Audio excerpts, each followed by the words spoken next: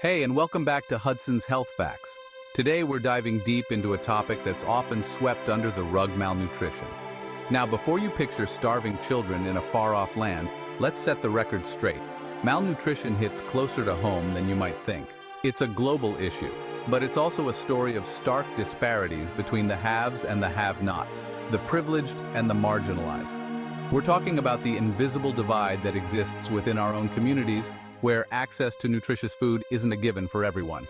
This isn't just about empty stomachs, it's about the long-term consequences that ripple through generations. From stunted growth to impaired cognitive development, the effects of malnutrition cast a long shadow, particularly for those already grappling with socioeconomic disadvantages. So, buckle up as we unpack the complex relationship between malnutrition and social class, exposing the uncomfortable truth about who gets to thrive and who's left behind. Get ready for some serious food for thought. Let's break down this whole malnutrition thing. It's not just about not getting enough food, it's about not getting the kind of food. Think of it like this: your body's like a high-performance car, right? You wouldn't fill a Ferrari with cheap gas and expect it to run smoothly, would you? Malnutrition is like running your body on fumes. It happens when you're not getting enough essential vitamins, minerals, and nutrients. This can look like a diet heavy on processed foods, sugary drinks, and unhealthy fats. The kind of stuff that's cheap, accessible, and, let's be real, heavily marketed to low-income communities. Now imagine growing up in a household where fresh produce is a luxury and fast food is the norm. That's the reality for millions struggling to make ends meet. And the consequences? Well, they're far-reaching and often invisible to the naked eye. When your body's running on empty, it starts sending out SOS signals. We're talking fatigue, weakness, difficulty concentrating, all those things that make it hard to function at your best. But it goes deeper than that. Malnutrition can affect your immune system, making you more susceptible to infections and illnesses. For children, the impact is even more critical. During those crucial years of growth and development, malnutrition can have long-lasting consequences. We're talking stunted growth, both physically and mentally. Imagine a child trying to learn and thrive in school when their brain isn't getting the nutrients it needs to function properly. It's an uphill battle from the start. And here's the kicker: the effects of childhood malnutrition can linger into adulthood, affecting everything from earning potential to overall health outcomes. It's a vicious cycle that's tough to break free from. Now let's connect the dots between malnutrition and poverty, because, spoiler alert, they're inextricably linked. When you're struggling to put food on the table, nutritious options often take a back seat to whatever's cheapest and most filling. That means more processed foods, less fresh produce, and a higher risk of nutrient deficiencies. Malnutrition, in turn, perpetuates the cycle of poverty. Children who are malnourished are more likely to experience developmental delays, struggle in school, and have lower earning potential as adults. Adults facing malnutrition might find it hard to maintain steady employment due to health issues or lack of energy, making it even harder to break free from the grip of poverty. It's a heartbreaking reality, but it's one we need to acknowledge if we're serious about creating a more equitable society.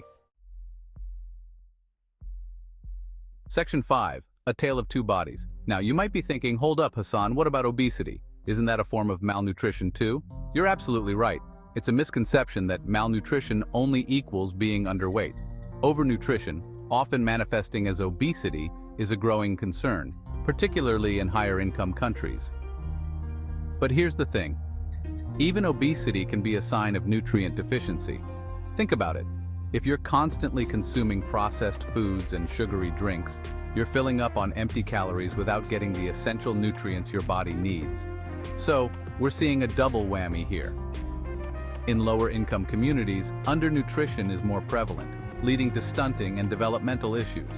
In higher-income communities, overnutrition, often linked to a diet of highly processed foods, is contributing to rising obesity rates and chronic diseases. It's a complex issue with no easy answers. Section 6. Privilege on a plate. Let's be real. Access to nutritious food shouldn't be a luxury. But the reality is it often comes down to privilege. Higher-income communities often have greater access to grocery stores stocked with fresh produce, farmers markets overflowing with local goodies, and restaurants offering healthy, balanced meals. Think about the neighborhoods that lack access to affordable, nutritious food options. They're often flooded with fast food chains and convenience stores peddling processed snacks and sugary drinks. It's no coincidence that these communities also tend to have higher rates of diet-related diseases like obesity, heart disease, and diabetes. When healthy choices are limited and unhealthy options are abundant and cheap, it's not just about personal responsibility. It's about systemic inequalities that make it harder for some communities to thrive. Section 7. Breaking the chains of malnutrition. So where do we go from here? We need to acknowledge that access to nutritious food is a fundamental human right, not a privilege. That means tackling the root causes of poverty and food insecurity, from advocating for living wages to supporting programs that make healthy food more accessible and affordable for everyone. We need to empower communities with the knowledge and resources to make healthier choices. That means investing in nutrition education, community gardens, and initiatives that promote food literacy.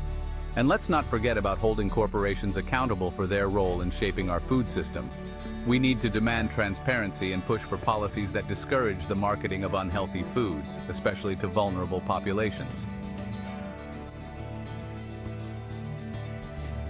Section 8. Join the conversation. We've covered a lot of ground today, but this is just the tip of the iceberg. Malnutrition is a complex issue with far-reaching consequences, and it demands our attention. So, here's my question to you. What steps can we take, both individually and collectively, to create a more just and equitable food system where everyone has the opportunity to thrive? Did you enjoy the video?